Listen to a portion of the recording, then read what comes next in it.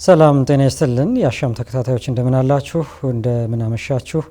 ከዚህ ሰዓት ጀምሮ የቢዝነስና ምጣኔ ሀብት ዘገባዎች ወደ እናንተ የሚያልፉ ይሆናል።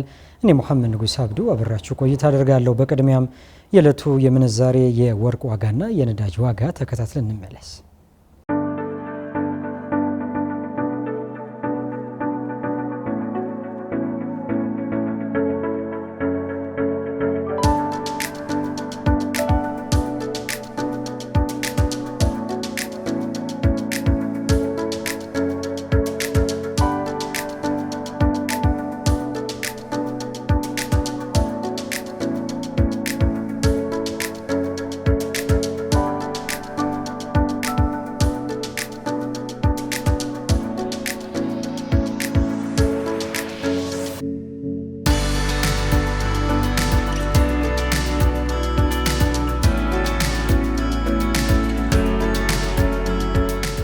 በቱሪዝም ዘርፉ የሚከናወኑ ጥናትና ምርምሮች ተጠቃሚነትን በማረጋገጥ ቅርሶች ለቀጣዩ ትውልድ እንዲተላለፉ ያስችላሉ ተባለ። በቱሪዝም ዘርፉ የሚከናወኑ ጥናትና ምርምሮች ሀብቶችን ለማልማት ዘላቂ ተጠቃሚነትን ለማረጋገጥና ቅርሶች ተጠብቀው ለቀጣዩ ትውልድ እንዲተላለፉ የሚያግዙ መሆኑን የቱሪዝም ሚኒስቴር አስታውቋል። የቱሪዝም ሚኒስቴር ቱሪዝም ለዘላቂ ለውጥ በሚል መሪ ሀሳብ ያዘጋጀው አምስተኛው የቱሪዝም ዘርፍ ጥናትና ምርምር ኮንፈረንስ እየተካሄደ ይገኛል።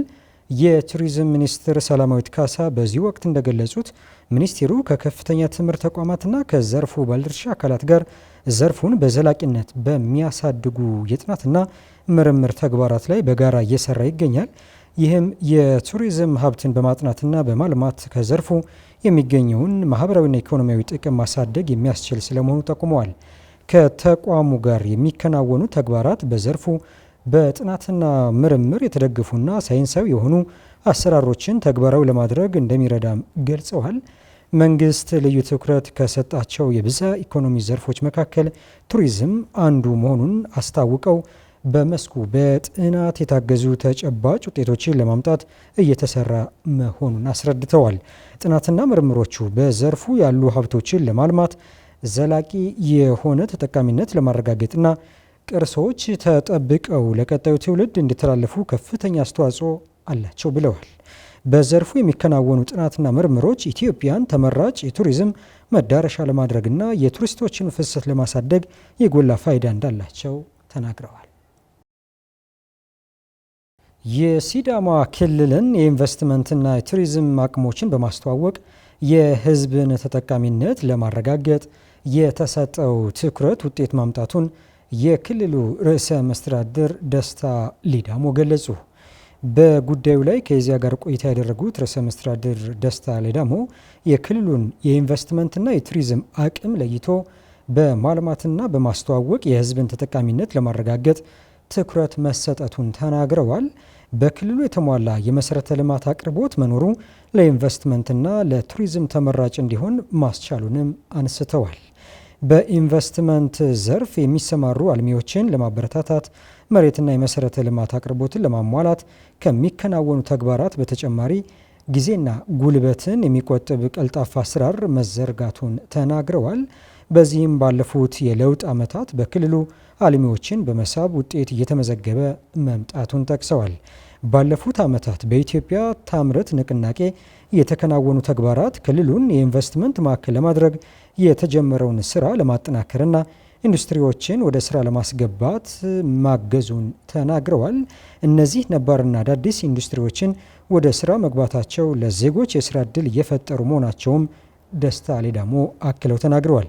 እንደ ርዕሰ መስተዳድሩ ገለጻ በክልሉ የኢንዱስትሪዎች ቁጥጥር መጨመር ተኪ ምርት የማምረትና የገቢ አቅም እንዲያድግ አቅም እየሆነ መጥቷል። በኢንቨስትመንት ዘርፍ የታየውን እድገት የበለጠ ለማስፋት የክልሉ መንግስት ዘርፉን በተቀናጀ መንገድ እንዲመራ ከማድረግ ባለፈ ክትትልና ድጋፍ እንደሚያደርግም ጠቁመዋል። የክልሉን ተፈጥሯዊና ሰው ሰራሽ የቱሪስት መስህብ ስፍራዎችን በማልማት የዘርፉን አቅም ለማሳደግ መሰራቱን ተናግረዋል።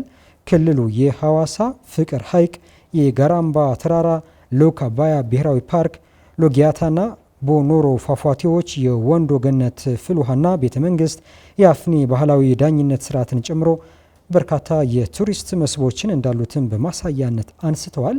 እነዚህን ሀብቶች በማልማት በመጠበቅና በማስተዋወቅ ከዘርፉ የሚገኘውን ገቢ ለማሳደግ የክልሉ መንግስት ከባለድርሻ አካላት ጋር በመቀናጀት እየሰራ ይገኛል ብለዋል። በተጨማሪም መሰረተ ልማቶችን በማሟላት የጎብኚዎችን የቆይታ ጊዜ ማራዘም መቻሉንም አመላክተዋል።